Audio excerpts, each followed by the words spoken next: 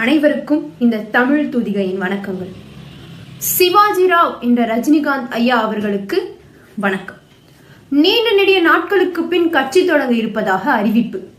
உங்களிடம் சில கேள்விகள், அதற்கு உங்களுடைய விளக்கங்கள் என்ன? எனக்கு தெரிந்து கடந்த 6-7 ஆண்டுகளாக வந்த தானே புயல், ஒக்கி புயல், வர்தா புயல், கஜா புயல், நிவர் புயல், புரவி புயல் வரை தமிழகத்தை உருக்குலைத்தது. அப்பொழுது நீங்கள் மக்களிடையே ஆற்றிய பணி என்ன? தினந்தோறும் விலை உயரும் பெட்ரோல் டீசல் விலைகள் பற்றி உங்களது நிலைப்பாடு என்ன? ரயில்வே, விமானம், மின்சாரம் தனியார் மயப்படுத்துதல், BSNL நட்டமான வங்கிகளை தனியார் மயப்படுத்துதல், இதை பற்றி உங்களது கருத்து என்ன? பட்டியலினத்தை சேர்ந்த ஹத்ரஸ் மனிஷா முதல் திண்டுக்கல் கலைவாணி வரை கற்பழித்துக் கொல்லப்பட்டார்களே, அதில் உங்களுடைய எதிர்ப்பு என்ன? EIA, CIA, முத்தலாக் சட்டங்களில் நீங்கள் கொடுத்த குரல் என்ன? கர்நாடகா அணை பிரச்சனையிலிருந்து மேகதாது அணை கட்டுவது வரைக்கும் உங்களது நிலைப்பாடு என்ன? 50%, 69% இடஒதுக்கீடு பற்றியும் அருந்ததி எண்ணின் இடஒதுக்கீடு பற்றியும் உங்களது கருத்து என்ன? நீட் தேர்வுக்கு நீங்கள் கொடுத்த குரல் என்ன? என் அக்கா அனிதா முதல் என் தம்பி விக்னேஷ் வர மருத்துவ கனவை தவிடுபுடியாக்கி சாகடிச்சாங்களே, அதுல உங்களது விளக்கம் என்ன? என் தமிழ் மீனவர்களை நிர்வாணப்படுத்தி வலைகளை பிச்சு சுட்டு கொன்னாங்களே, அதுல உங்களது கருத்து என்ன? மும்மொழி கொள்கை பற்றி உங்களது தெளிவு என்ன? பொதிகை டிவில சமஸ்கிருதம் செய்தி வாசிப்பது பற்றி உங்களது புரிதல் என்ன? 30 வருடங்களாக சிறையில் இருந்தும் விடுதலைக்கு அரசு தீர்மானம் போட்டும் 1 வருஷமாகி இன்னும் ஆளுநர் கையெழுத்திடலையே, அதுல உங்களது கருத்து என்ன? சேலம் 8 வழி சாலை பற்றி உங்களது நிலை என்ன?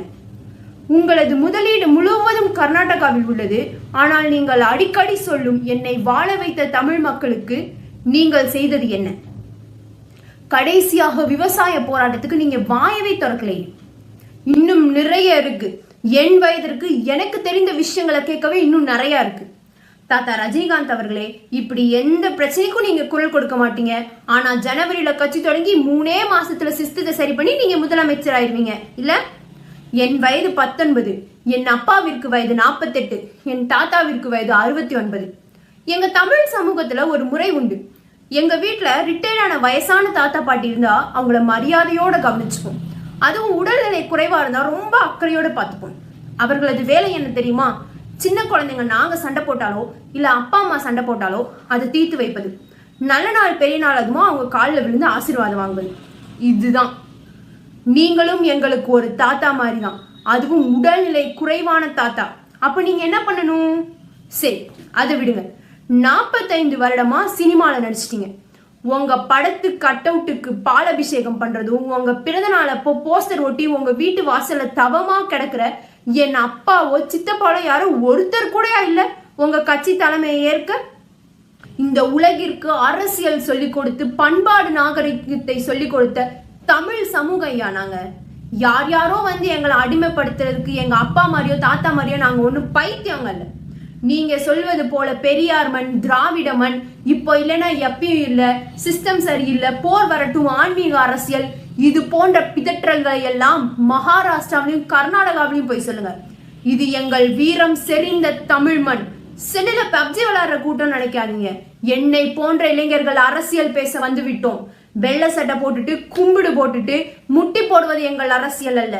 கைகளை உயர்த்தி நெஞ்சை நிமிர்த்தி திமிரோடும் கொள்கையோடும் இருப்பதுதான் எங்கள் அரசியல். நேரடியாக வருகிறேன் தாத்தா, என்னோடு விவாதிக்க நீங்க தயாரா? ஐயா நல்ல கண்ணு, ஐயா ஜீவானந்த் அவர்களின் அரசியலை பாருங்க. அவர்களின் தூய்மையான அரசியலை பாருங்க. அர்ப்பணிப்பை பாருங்க. கொள்கைகளை பாருங்க. அதுதான் தூய்மையான அரசியல். எங்கு பிறப்பினும் தமிழன் தமிழனே, இங்கு பிறப்பினும் அயலான் அயலானே. வாழ்க தமிழ்.